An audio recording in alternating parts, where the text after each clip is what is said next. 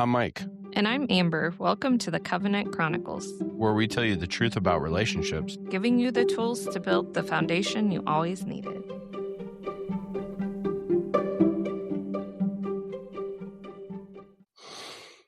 Welcome back to the Covenant Chronicles. Hello. Hello. We really have to come up with a new intro. Nah, it's fine. I feel like we do. We could talk about my thumb throbbing right now in the intro. Yeah. You're not supposed to, let the dog eat your fingernail. Eat it. I know. I'm just kidding. To be fair, I was pulling my hand away because he was trying to get his toy. And in the process of me yanking my hand away and his open mouth coming towards the toy, I think I caught my nail on his canine tooth. It split it in half. It's kind of interesting. Split it from the top. That was weird. I don't know what you did, but anyways, crazy. Yeah. So I have something really cool I want to talk about. And it's because, one, I'm going to call myself out, which is going to be really interesting because I haven't even talked to you about this yet. But it is related to what we kind of mentioned last night. We had some friends over and we were talking about a decision we were trying to make on a trip that you're supposed to be on. And I had kind of had this realization last night where it was like, well, you know, I realized that we're kind of stuck in the stalemate, if you will, because I'm basically putting it on you to be like, hey, this is kind of a detour from the path we're currently on. So if it's important, I'll make it happen. If it's not, then I'm not going to make it happen. And in your past, you've never really felt like you can make things important to you. So then you're hesitating and finding reasons to tell yourself it's not important. So then you basically don't have to say it's important. But what I realized today, because we had a sermon at church, and the theme of the month is basically being a man from a scriptural context. Yeah. And so the sermon today was, of course, related to that. So I had a revelation while we were listening to this.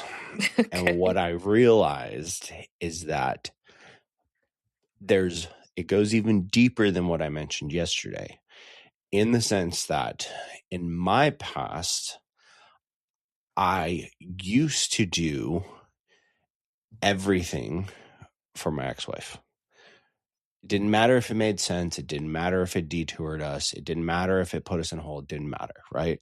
I would do it and just, wanted something cool. I made it happen over and over and over, right? Mm-hmm. Which was part of the issue. What I realized about this situation is also, I believe last night was somewhat of a cop-out. And here is why. Because if I stand behind the shield or hide behind the wall of, well, if she doesn't tell me it's important, then I'm not going to make it a priority to make it happen, knowing deep down that it is important to you and that you are afraid to say, hey, this is important, because in a way it does detour us from what our current path is, and you don't want to feel that, then I'm using okay, well, if she doesn't tell me it's important, it must not be as important, and it's just an emotional battle, as a cop-out to just saying, okay, this needs to happen. Mm-hmm. Does that make sense? Kinda, yeah. Kinda. So the realization today was this. This is important to you. You're afraid to say it's important because of the fact of where things currently, our current trajectory and current path that we're on. We have certain results that we're chasing, certain things that we're doing in our life to basically continue to build out our long-term goals, right? Our long-term results that we're chasing. And this trip is somewhat of a hit at this current moment because of the shift that we're making in our lives to simplify and really dial in our long-term focus and our long-term results, right? Mm-hmm. And so because of that, you're afraid to say, hey, this is really important to me.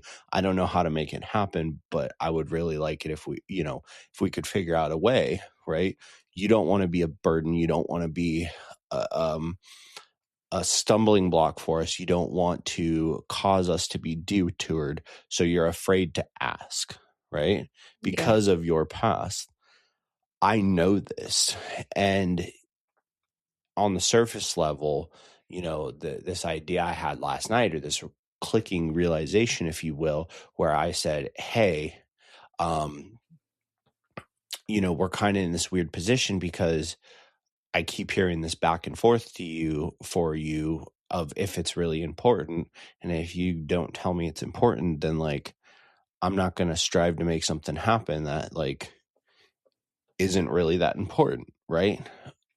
But what I realized today is that is somewhat of a cop out because it gives me a scapegoat to not have to apply my full effort and say that, well, if I fail, it's not that big of a deal because it wasn't that important. Mm-hmm. Does that make sense? Yeah. And so it's just an interesting realization of this situation. Now, I really wanted to talk about this though, because the importance of this, of how many men will sit behind that, right? And here's the key, right? It's not about being perfect 100% of the time, because there's only one man that I know that ever walked the earth that was, right? Mm-hmm. But it is about having the capability and the wherewithal to actually acknowledge when you're not applying yourself, when you're not putting the gas to the floor and saying, okay, I need to adjust this, right? Yeah. And I think this is important to talk about because of that right there. Because how many guys in their relationship are in that situation, right? We talk about these roles, right, where men are supposed to lead, and men are supposed to lead the relationship and guide the relationship and be the rock and the anchor in the relationship, right? But how many times have we seen a situation like this where, okay, it gets pushed back and pushed back and pushed back, and essentially what happens is he uses this cop out, stretches it out, and then she's forced to make a decision, right? And then when, say, it doesn't go well, right? Well, then it's her fault because she made a decision, Mm-hmm. right? And I think this is very much like exactly what the pastor was talking about today in church, in the context of, if you go back to Genesis and you go back to the Adam and Eve section, right? And when Eve ate the fruit, okay, we like to interpret this as, and especially men, as basically Eve was off doing whatever and comes back from the middle of nowhere and is like, oh, hey, look what I did. Here's some random fruit. Just eat it. And almost tricked at him, right? But when you actually break down the Hebrew context, trying to use big words over here, hurting my brain. But actually break down the Hebrew context, it is more written in a way that Adam was there and sat idly by while Eve took the fruit from the tree of good and evil, ate it, and then gave it to him. And it was, oh, well, if, she did, okay, I'll try it. And then when basically it came back around and God's like, hey, what did you do?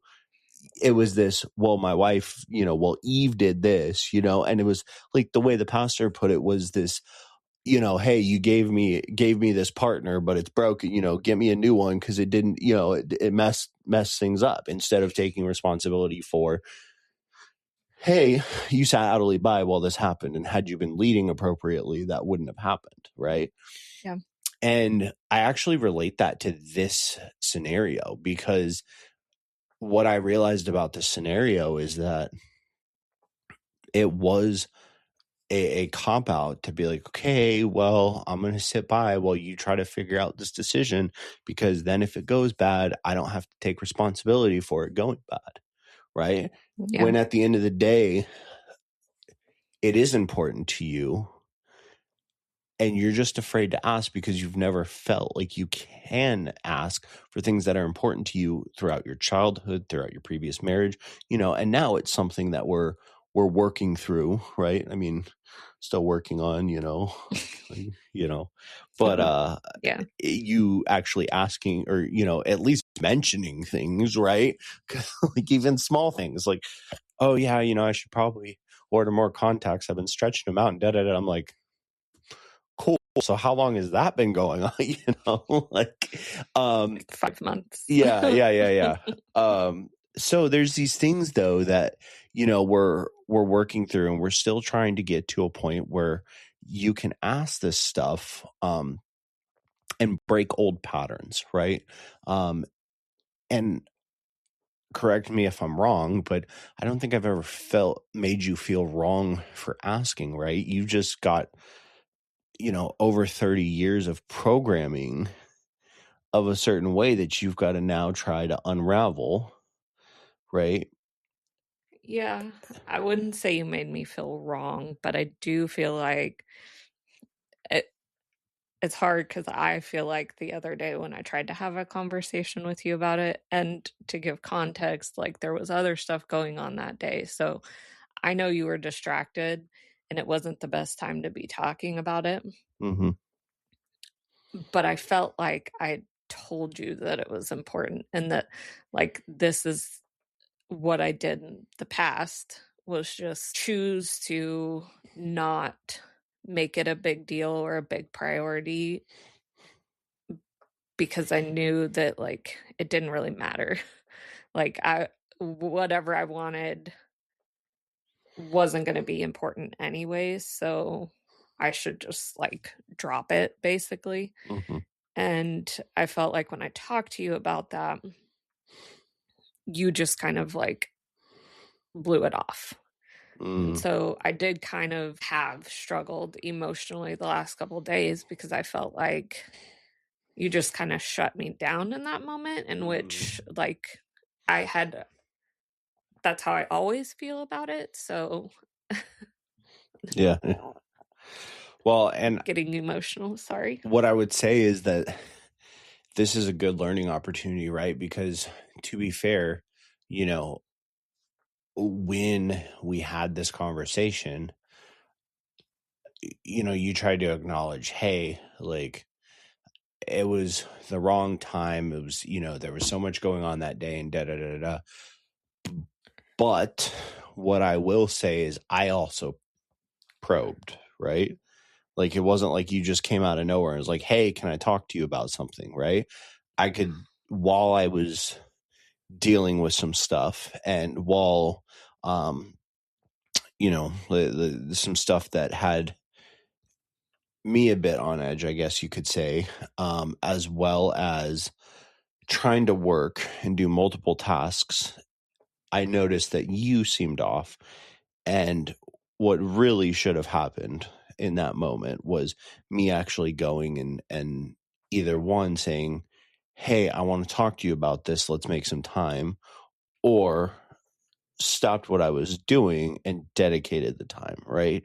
Because in that time, what I did is I tried to have my attention and my brain power, if you will, in 3 different places, and it didn't go well, right? Because this is the reaction to that. This is the outcome of doing that, right, is the fact that you felt shut down and like it was made to seem not important in that moment, right? Which is an issue, which is exactly what we don't want. And so this is like a really good, then this is why I want to talk about this, right? Because, you know, when we started this podcast, the whole thing is like we wanted to be raw and honest with people and show real examples of how this stuff happens, how you work through this stuff, right? Because it's one thing to just tell people, hey, you know, your relationship sucks. You need to fix it. You know, come pay me $10,000 to fix it, right? Which is what you see on a lot of podcasts. But that was our thing, is we wanted to pour into others and actually be honest and say, hey, real people have real struggles. These are some things that we struggle with. Can you relate? Cool. This is what we've successfully found solves this issue, or what we've successfully navigated through, or, you know, even the stuff that we've learned, whether it's through certifications, whether it's through just the school of hard knocks, right? And applied into our relationship. And that's exactly why I wanted to talk about this, was because it gives an example of how often do you see this in relationships. Yeah. Right. And it also takes away this like perfection note of like, we are not perfect. We don't get it right 100% of the time. But what we do is when we don't get it right, we have the tools, the knowledge, and we do take the time to fix it. Yeah. Right? Clearly, we haven't actually discussed this since it happened. So. Nope. I told you we're going to bring this up live and we're going to have this discussion. So, you know. Yeah. Been holding an emotion about it that needed to be released, but had not been released yet. Well, and see, this is another great example, though, of exactly how this looks, right? Of, okay, when you bring up something, men, and you realize you messed up, own your crap, right? That's what they're like, exactly what they were talking about today, and exactly what we talk about, exactly what I preach on this podcast all the time. Own your crap, right? I screwed up. I failed in multiple ways. One, I allowed this decision to be drug out because I didn't want to take responsibility and say, okay, let's make this happen. And if it fails, then it's not going to be my fault, right? That was a mess up. That's not something I should have done. That's not ownership. It's not how we're called to be as men. Secondly, when I saw that you were struggling with the decision, instead of saying, okay, let me give her dedicated time, undivided time, let's work through this with her, I basically divided my time between 3 different places, one of which was drawing a huge part of my emotional capacity in that moment, which then means I can't give you my emotional capacity or be the rock that you needed in that moment. And then I just danced in a circle with the decision and just basically put it back and said, figure it out, right? Yeah. And so, and we did pray on it, right? But this would be the third way, I would say, that I messed up. When we prayed, I knew when I was praying, because it was that night, right? When we prayed together before the end of the night, it was that night.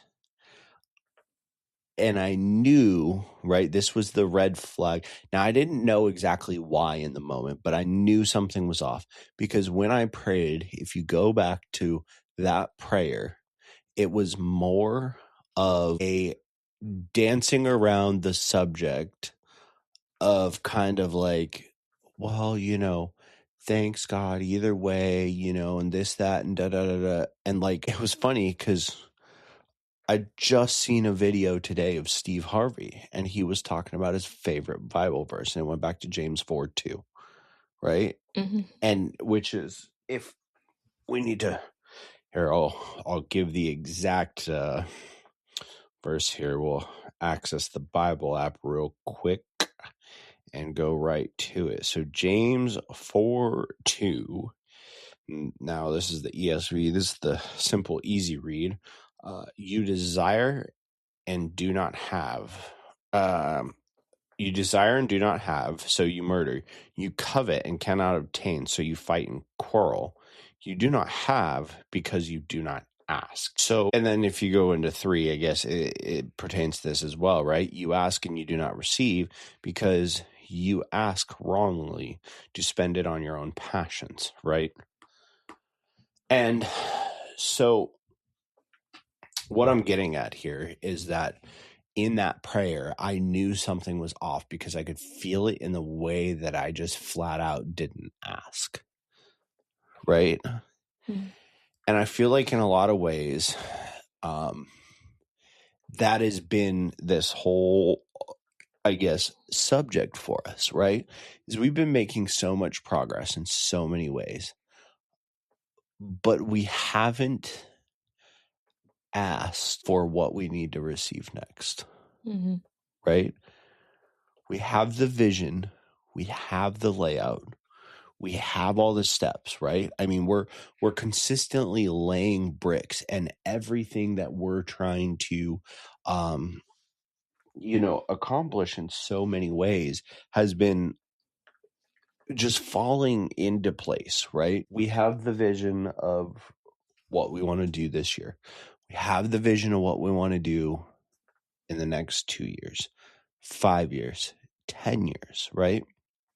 And don't get me wrong, some of that we still need to write the details, right? But we have the vision of what we want things to look like. And yet we feel like God has convicted us. God has given us this vision and convicted us to do these things.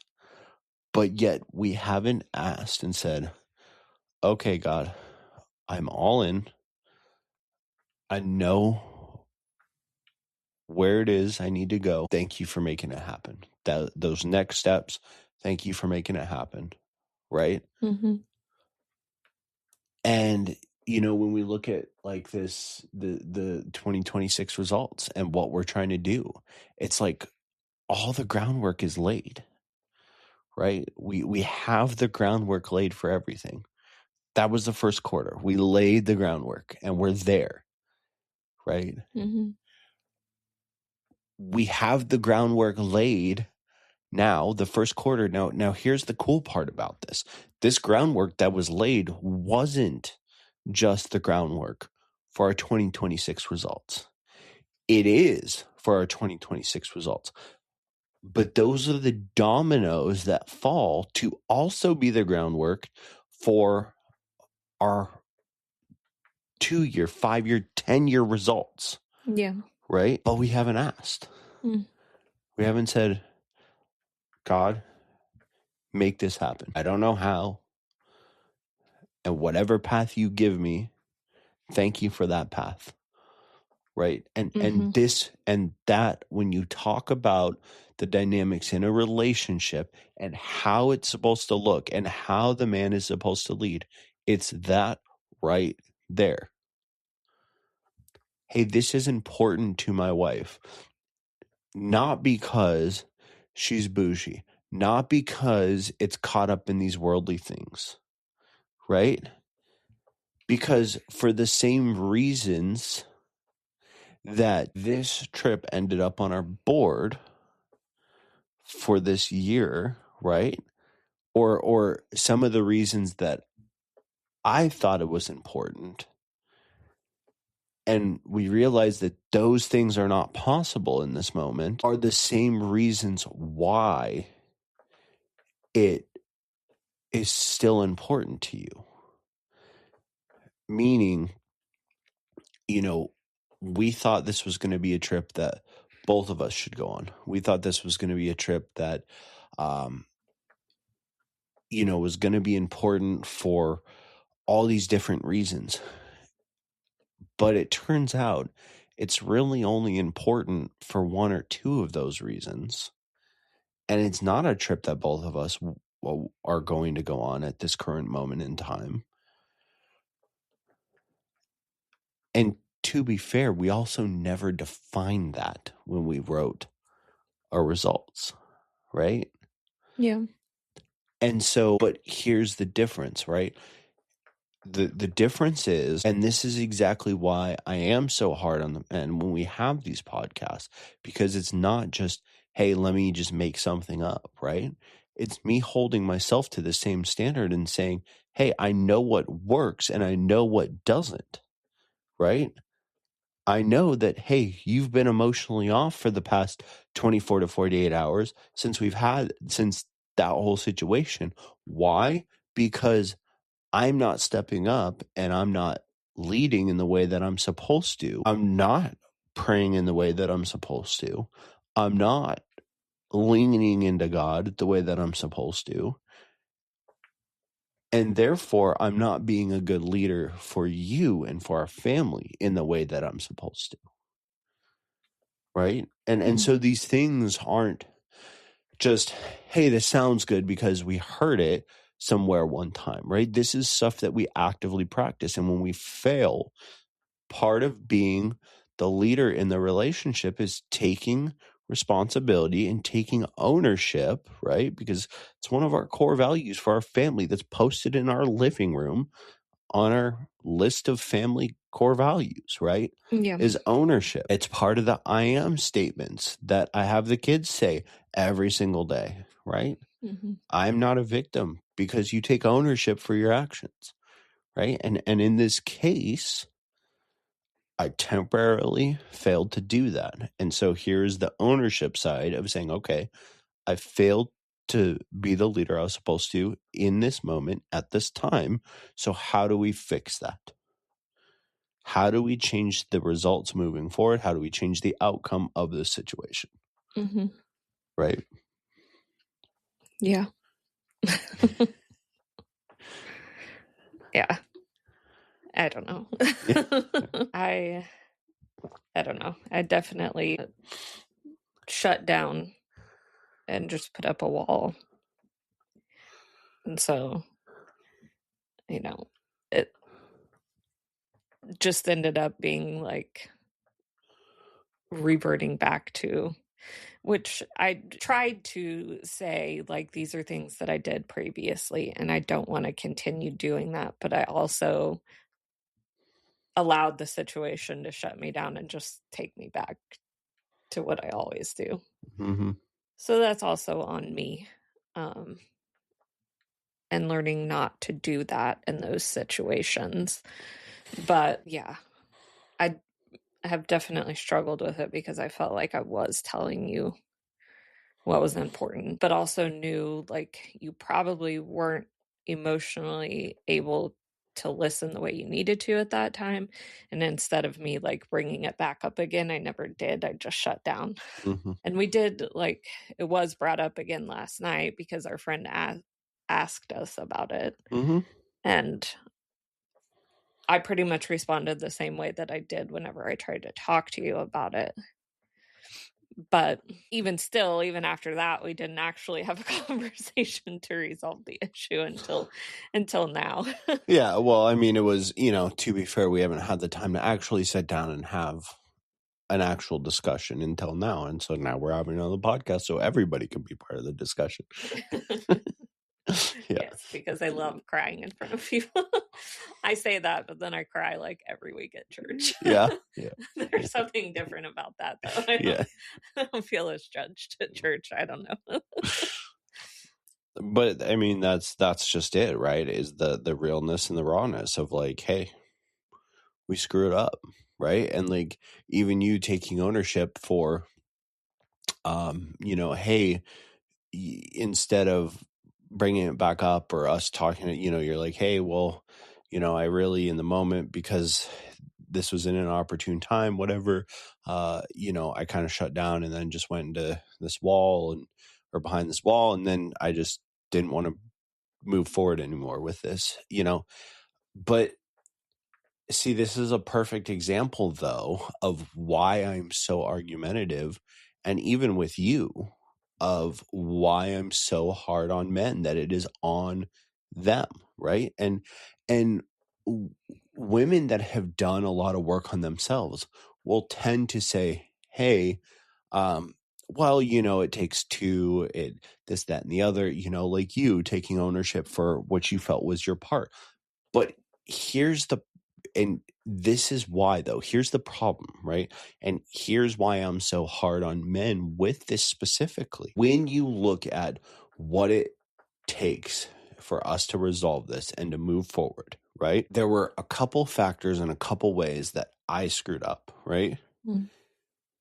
You had admitted that you also had a fault in basically not handling it perfectly. But at the end of the day, why were you in that position to begin with? Was it because we've had all these issues in our relationship and you were just afraid to bring it? Or was it because the moment when I chose to try to bring up, because I could tell you were off, I was not in that moment giving you the attention I needed to actually hear you? Yeah. Which then, despite the fact it was a completely different scenario than you've dealt with in the past, and I'm not any of the people in your past, it created the same trigger in you, right? Mm-hmm. And at the end of the day, I didn't bring it back up either, right? Yeah. So, and this is exactly why I'm so hard, because had I said, hey, and when I talked to you, even if I had said a lot of the same stuff I said, if I had said, this is really important, though, I can tell this is important to you, I want to help you work through this and we'll come to a decision together, right? That would have changed the outcome. Yeah. Had I even not even brought it up at that point and tried to pry it out of you, say, hey, what's going on, while I was dealing with all this other stuff, or had I made the decision to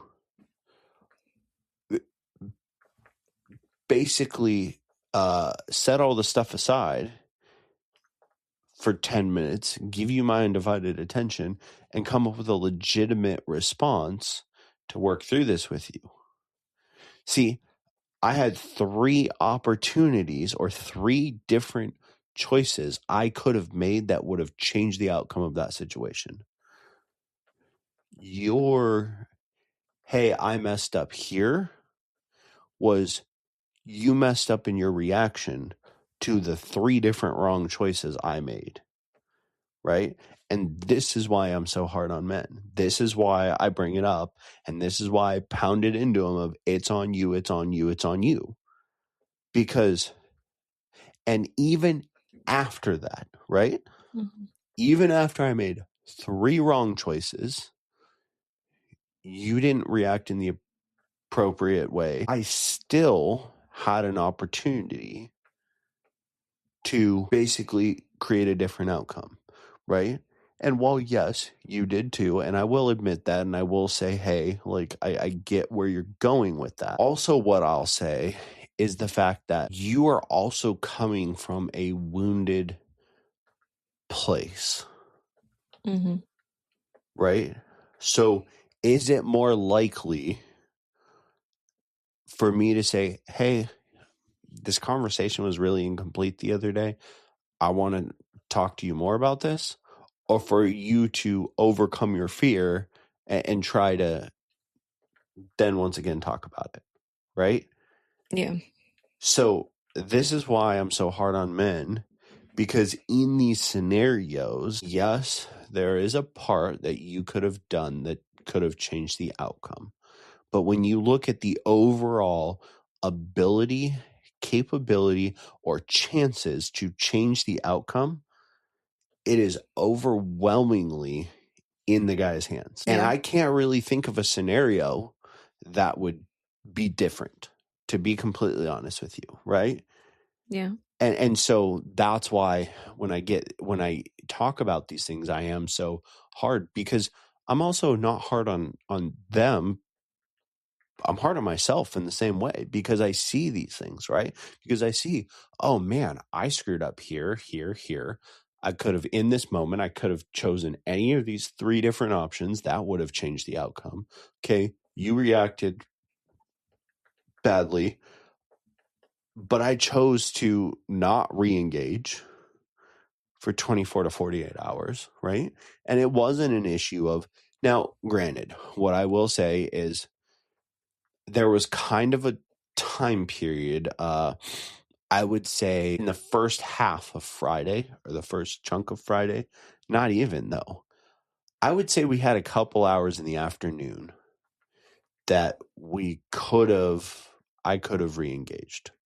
So to give credit where credit is due, right? There was a couple hour period where I could have re-engaged this. Outside of that, we really haven't had an opportunity to where we can sit down and actually have undivided attention and talk through this, right? Since then. Yeah, except at bedtime. Right, which is not something we typically do, right? I mean, maybe, but typically I'm tired or, we're trying to do other things. So that's, not something we typically do is have these long conversations. But you are right. We could have done it then. At the end of the day, the big thing is I really wanted to express that taking ownership and understanding, not standing, like guys not standing behind their own cop-outs and actually analyzing, okay, when we're allowing, not when we're allowing, that's the wrong term, when we are pushing decisions off of our plate onto our partner, are we standing behind our own cop-outs? Yeah. Because if she's asking you, she's more than likely trying to get your guidance. Mm-hmm. There are cases in which she will ask and she'll ignore your decision and go the opposite way, and it's going to end horribly bad. You're going to say, I told you so, and it's going to create a fight and whatever, right? What I would say is in those scenarios, more often than not, there's been a long history and pattern of him either not making a decision or consistently making the wrong one that's not in the best interest of the family. Yeah. Right. And at that point, she's on a default where, yeah, she's going to ask you, but she already has her mind made up. But if that's not the case, then we need to examine what we're doing as men. And are we actually, is there an issue? Is there a reason we cannot make this decision? Or are we standing behind our own cop-outs because we don't want to take ownership? Yeah. And if that's the case, are we shutting our women down in the process? Probably. Yeah. I think that's a lot of what the pastor was trying to get at today, was like, men keep pushing their women into masculine roles.